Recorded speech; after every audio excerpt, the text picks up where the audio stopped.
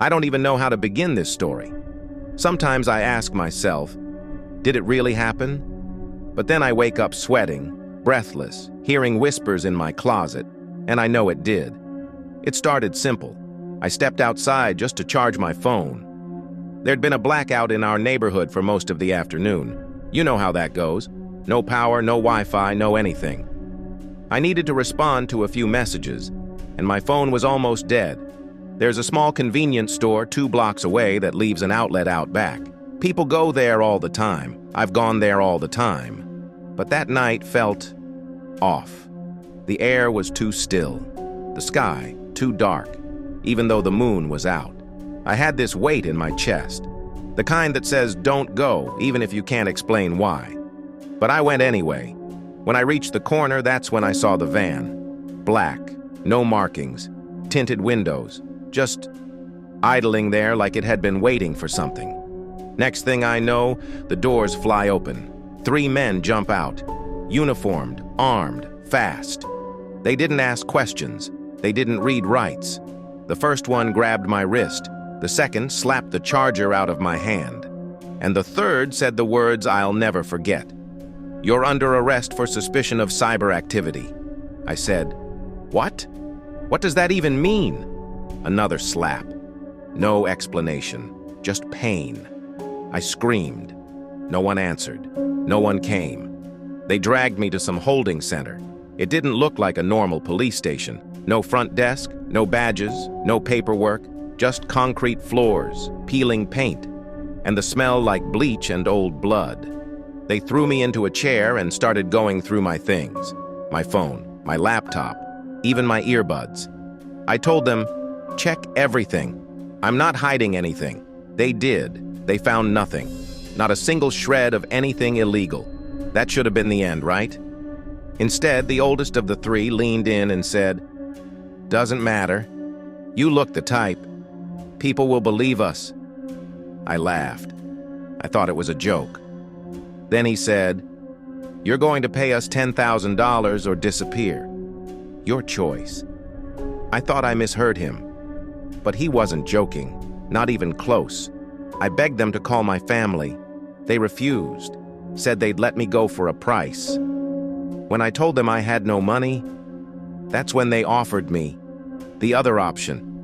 They said we were driving to another precinct. I wanted to believe it. I really did. But the road got darker, longer, quieter. Eventually, we stopped. The air changed. No sounds of the city, no cars, no planes, just nothing. One of the officers opened the van door, grabbed my collar, and yanked me out. The ground beneath me was dirt, damp, cold. And then I saw where we were, the forest. Not a park, not a nature reserve, something old, something untouched. The trees were too tall, too thick, like they were choking the sky. Fog coiled around the roots.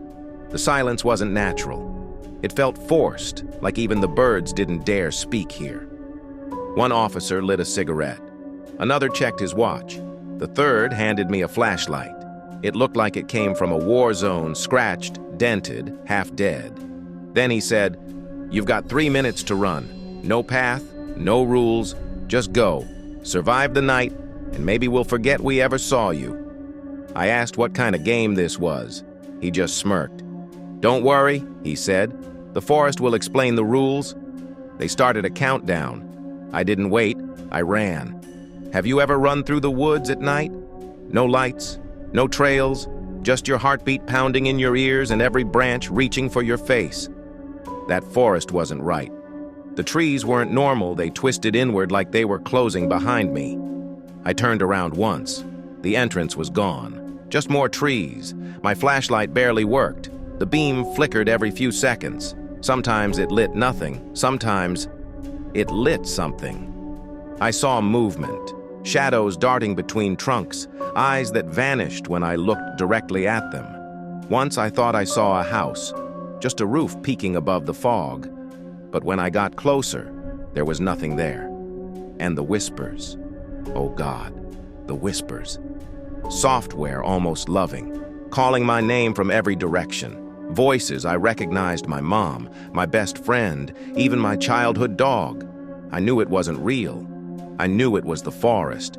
But when you're terrified, even a lie can feel like hope. I wasn't alone. I stumbled into a clearing half dead from fear and exhaustion, and I saw them 5, maybe 6 others, all crouched in silence. Their clothes were torn, their faces gaunt. They looked like they hadn't seen sunlight in weeks. One girl, maybe 17, crawled over to me. She covered my mouth before I could speak.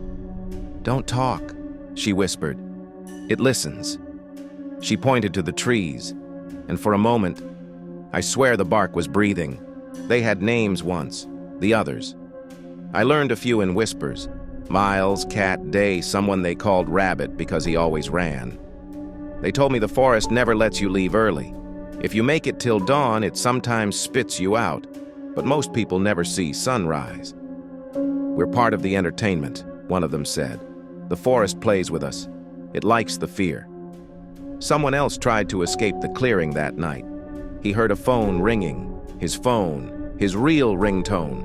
He ran toward the sound. The others shouted, but he was gone before we could stop him. 10 minutes later, his scream ripped through the woods. Then silence. That was the first time I saw it.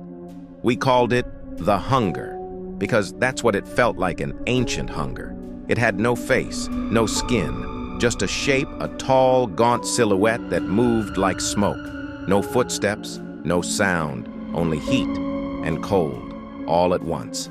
It didn't chase you, it waited, it watched.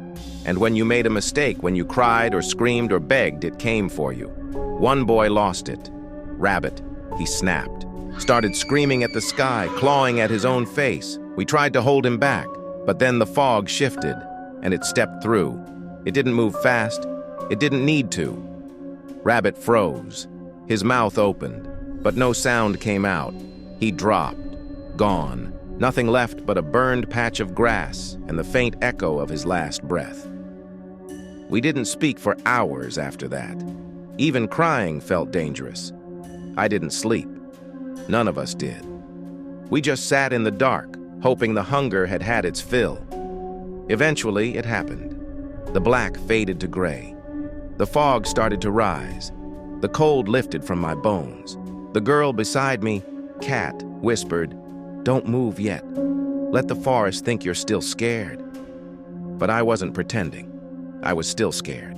Even as sunlight filtered through the trees, I didn't feel safe. The trees swayed, but there was no wind. I heard a voice in the distance whisper, 3 minutes, but no one else seemed to hear it. The others looked at me like they knew, like they felt it too. We walked in silence one by one, following the cracks of morning light. Cat vanished somewhere behind me. I never saw her again. And when I stepped out, when the forest finally let go, it felt like something was still clinging to my skin, like I brought part of it back with me. And maybe I did. I made it out. The sun was up. The forest behind me looked normal, quiet, like none of it ever happened. There was a road, just a simple stretch of cracked asphalt, and a gas station in the distance. I walked barefoot, bleeding, barely able to stand. A truck driver pulled over. He asked me what happened. I said, "I got lost." He gave me water, a phone. I called home. My mom screamed when she heard my voice. I wanted to believe it was over, but I was wrong. A week later, the police came to our door. Not the ones from the forest. Different ones. Real ones. They said I had been reported missing by the same officers who rescued me. That I'd escaped custody during a cybercrime investigation. I tried to explain. I told them about the game, the forest, the others. They didn't believe me. One of them smirked. The same smirk I saw in the woods. He leaned in and said, "You survived the forest. Doesn't mean you're free." That night I heard a scratching at my window. I looked out and saw nothing. But when I turned around, my phone was ringing. It was dead, no SIM, no battery, but it was ringing, and on the screen just one word, "Run." I dropped it. backed into the corner of my room, and in the reflection of the glass, I saw the forest, still there, still watching, still hungry. The forest never ends. It just changes shape, and once you've played the game, you're always a part of it. If survival means never escaping, would you still choose to live?